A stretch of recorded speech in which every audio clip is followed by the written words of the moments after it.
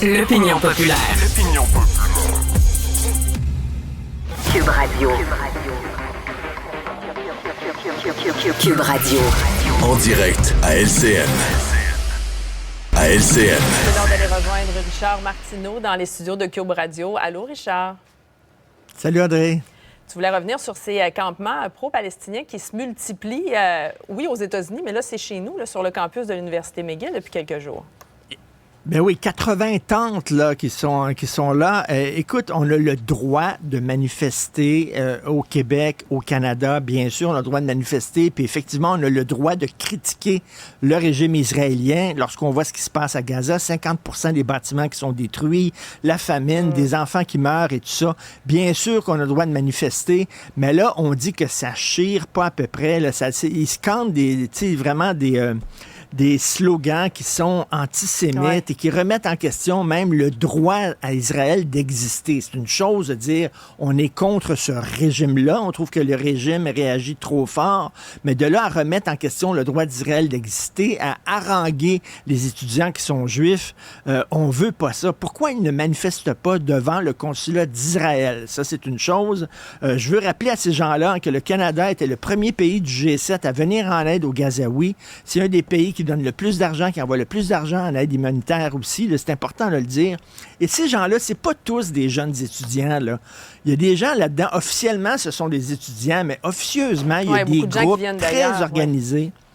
Ben oui, qui viennent d'ailleurs, qui ne sont pas étudiants à McGill, ni à l'UQAM, qui sont très organisés, des groupes qui sont financés, on ne sait pas trop comment. Regarde ça, qui a payé pour ces tentes-là, qui a payé pour ces clôtures-là. Ces gens-là, ce qu'ils veulent, il va y avoir une injonction de déposer, et ils ont dit, on ne partira pas. On partira pas, donc ça veut dire que quoi? La police va arriver, va les faire partir de force. Et c'est ça qu'ils veulent, les autres. Une confrontation directe avec les policiers, se faire taper dessus à coups de matraque pour montrer que le système capitaliste est épouvantable, etc. Imagine, Audrey, imagine l'inverse. Imaginons l'inverse. Des campements de gens qui crient des slogans anti-musulmans et anti-arabes et qui disent que le Hamas c'est écœurant, que tous les musulmans sont des terroristes, que tous les musulmans sont des extrémistes du Hamas. Tu peux être sûr que Justin Trudeau déchirait sa chemise tout de suite, là.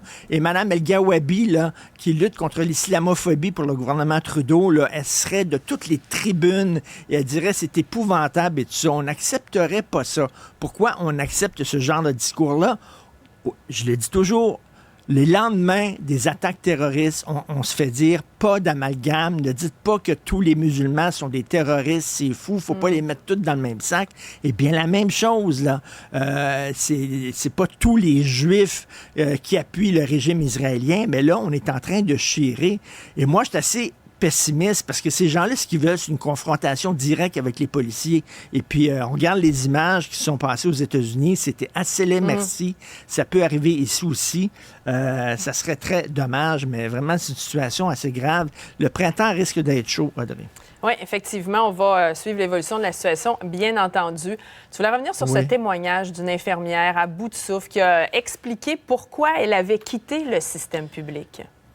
Ben c'est ça, là. On a une nouvelle Top Gun du système de la santé, là. Mme Biron, là, elle va avoir du pain sur la planche, là, parce que j'écoutais là, cette infirmière-là là, qui s'est confiée à un journaliste de TVA Nouvelles du Journal, puis qui a dit, écoute, là, le temps supplémentaire obligatoire, ça n'a pas de bon sens. Là. C'est rendu, là, on ne peut pas refuser. On fait régulièrement des 16 heures d'affilée. On n'a pas le temps de manger. Je suis totalement épuisé.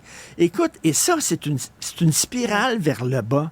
Parce qu'il y a du temps supplémentaire obligatoire, les gens ne sont pas intéressés à devenir infirmières. Parce que les gens ne sont pas intéressés à devenir infirmières, il manque d'infirmières, donc on doit établir du temps supplémentaire obligatoire et faire travailler les infirmières qui restent. Moins il y a d'infirmières, moins il y a d'infirmières intéressées à travailler. Il quitte pour le privé. D'ailleurs, c'est assez ironique qu'on prend quelqu'un du milieu du privé pour diriger la nouvelle société, là, alors que le problème, entre autres, c'est le privé. Mais tu sais, c'est pas évident, là, vraiment. Et elle dit, quand on se plaint dans les hôpitaux, là, quand on est une infirmière comme ça, puis on dit, ça n'a pas de bon sens, là, ça n'a pas de sens, ce sont les patients qui sont en danger parce qu'on est épuisé totalement et on peut des fois commettre des erreurs. On se fait taper sur les doigts par les gens de l'hôpital, la direction de l'hôpital, en disant, il ne faut pas dire ça. Et là, je fais un lien, Audrey. Cette semaine, il y a une mère de 2 enfants qui ont été harcelés, intimidés à l'école. Ouais. Et elle dit, lorsqu'on dénonce l'intimidation à l'école, les directions d'école nous menacent. Et il y a même un avocat qui a témoigné en disant, il y a des mises en demeure de la direction de l'école contre les parents qui se plaignent en disant, vous faites rien pour protéger mes enfants. On a l'impression que le système, et en éducation et en santé, se protège lui-même plutôt que de protéger les usagers, que ce soit les malades ou que ce soit les jeunes.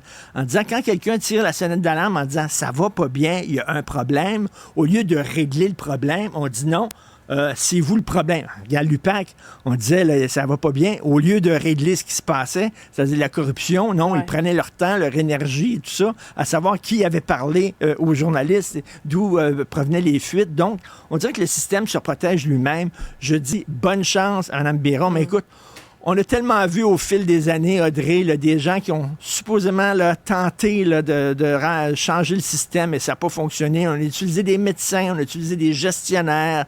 Là, bon, il y a la nouvelle Top Gun et on lui souhaite bonne chance, mais on est un peu sceptique. C'est sûr que ces actions vont être scrutées à la loupe. Et on ne doit pas en douter. Merci, Richard. Merci.